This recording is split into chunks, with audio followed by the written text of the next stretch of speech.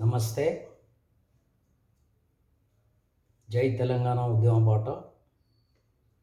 ఈరోజు టాపిక్ చైతన్య సామాజిక న్యాయం, dynamic social justice.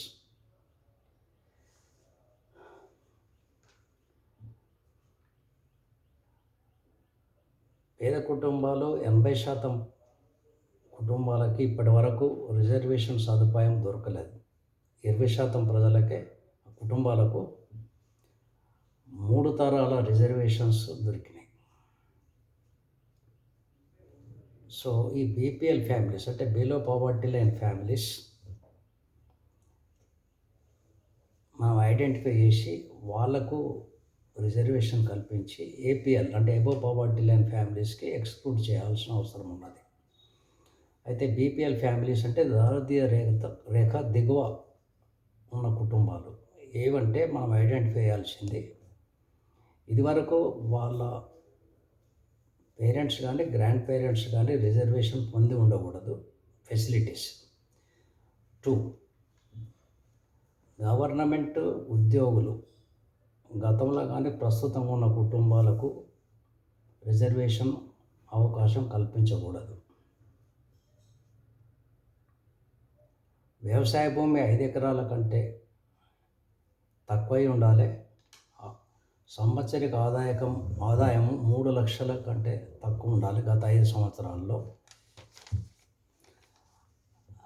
Immovable property book value ప్రకారం 50 లక్షలకు దాటకూడదు. అది రూరల్ కావచ్చు, అర్బన్ కావచ్చు.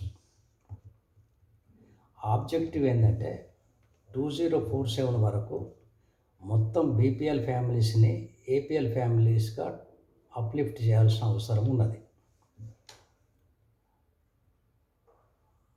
అప్పుడు maybe 3 to 5% physically and or mentally challenged ఫ్యామిలీస్కి సంబంధించిన మెంబర్స్కి రిజర్వేషన్ కొనసాగించవచ్చు. అయితే ఈ కుటుంబాలను ఐడెంటిఫై చేసి అందరికీ BPL card, education, employment and political ఏరియాకు సంబంధించి 3 కార్డ్స్ ఇష్యూ చేయాలి. వాటిని వారు యూజ్ చేసుకోవాల్సిన అవసరం ఉంటుంది. దీనివలన తరతరంలో ఒక్కొక్క తరం నుంచి అప్గ్రేడ్ అవుతుంటారు. Socio economical upliftment.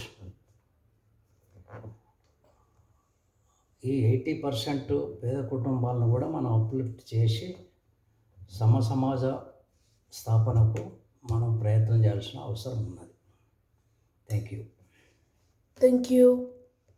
Please subscribe.